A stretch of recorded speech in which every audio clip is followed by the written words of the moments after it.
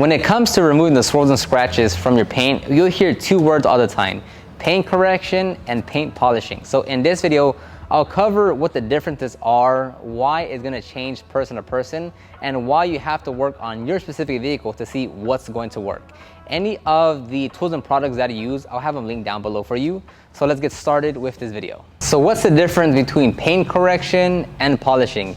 It's gonna differ based on who you ask, whether they do it as a profession, meaning they run a detailing business, or they're a hobbyist or enthusiast. But I think as a general consensus is a paint correction or a two-step correction is when you're gonna do a two-part process. The first part is to do a heavy cutting phase. This is where you're removing 70, 80, 90% of the swirls and scratches in the paint work. And then you're gonna follow that up with a polishing step. Now there's a bunch of combos, pads, colors, so I'm not gonna get too into the details of that. But paint correction, a two-step correction, is when you're removing, let's say in total, depending on the condition of the vehicle, 70, 80, and 90% of the defects in the paint work. That's gonna be paint correction. Now, paint correction does, for the most part, get you probably the best results that you can get. Now for polishing, it's gonna be more of a one-step polish, meaning instead of having a dedicated cutting phase and a dedicated polishing phase, you're gonna have one step. And that one step might be a polish, it might be an all-in-one, it might be a different product where it cuts a bit more and finishes off well, so you then go to the protection phase. So it's really gonna depend on the exact kind of system that you're running. But for the most part, depending on the clear coat, you might not get as good of results. Now don't get me wrong, there's some times where a one-step polish might get you the same results as a two-step correction would, being because the clear coat is soft enough to yield those results, right? So it's very dependent on the clear coat. So just because you want the best results doesn't necessarily mean a two-step correction is gonna get you there.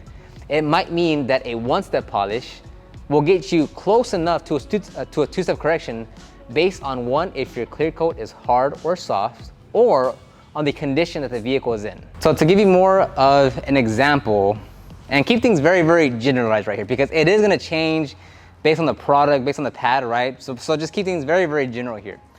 So you might be looking at the paint and you say, man, like I really want this thing to look flawless. I want this to look great. So typically speaking, a two-step correction will yield you the best results. Now, if a two-step correction, meaning you're gonna do a cutting phase and then a polishing with a cutting pad and a polishing pad, if that gets you to, let's say 80% or 85%, right, removal, or let's say even 90%. If the clear coat is soft, you might not need to do this entire system right here. Instead, you could potentially get rid of these two, just do a polishing step and get you to let's say 75-ish, 80-ish%, and that in itself will give you the results that you desire.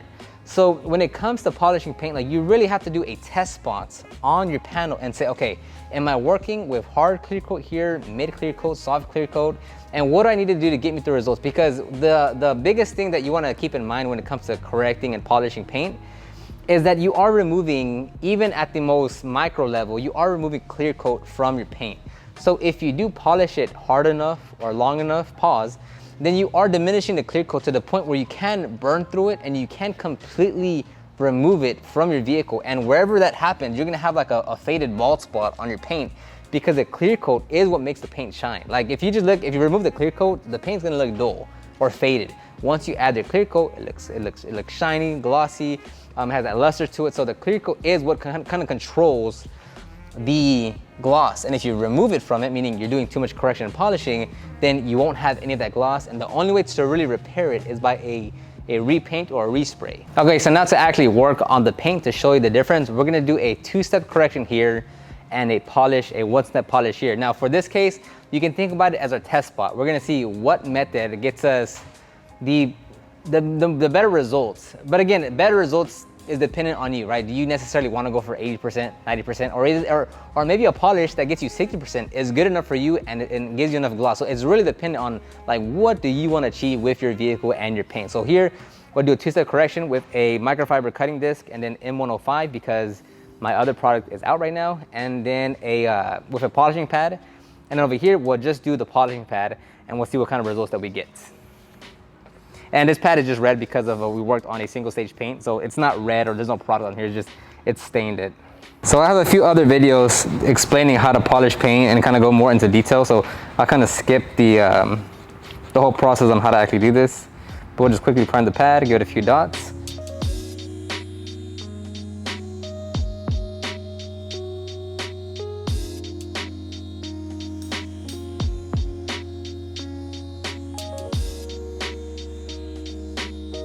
All right, now we're gonna go to the polishing phase.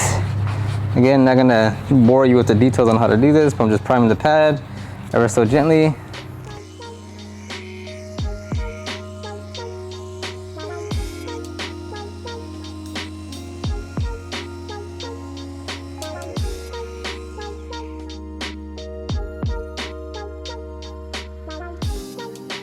Okay, so that was a two-step correction there. Now on this section, I'm only gonna do a one-step polish.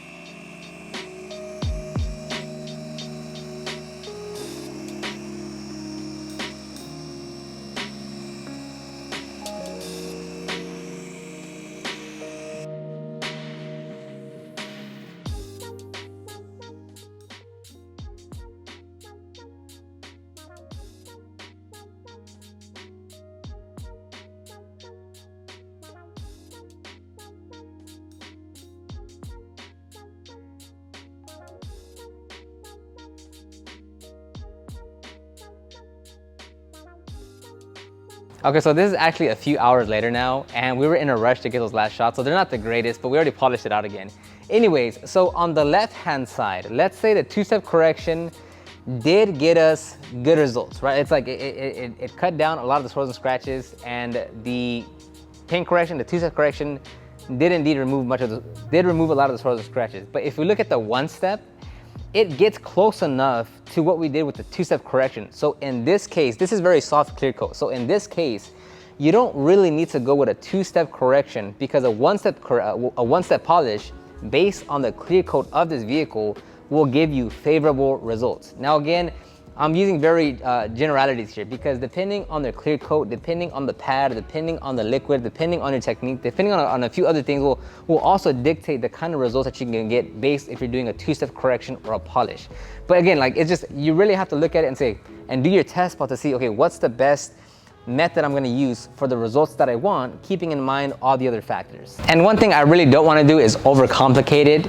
Now there is a learning curve to this, right? If you're just getting into paint correction or polishing and you don't quite understand what the pads and liquids and paint systems do, but it's like you really do have to kind of just look at it case by case, because you might have the next vehicle that's a hard clear coat, and now the one-step polish will do almost nothing to get any type of results, and you have to go to two-step correction to get even just 70% of the swirls and scratches out. So it is a case-by-case basis with the vehicle that you're working on and the paint system that it is.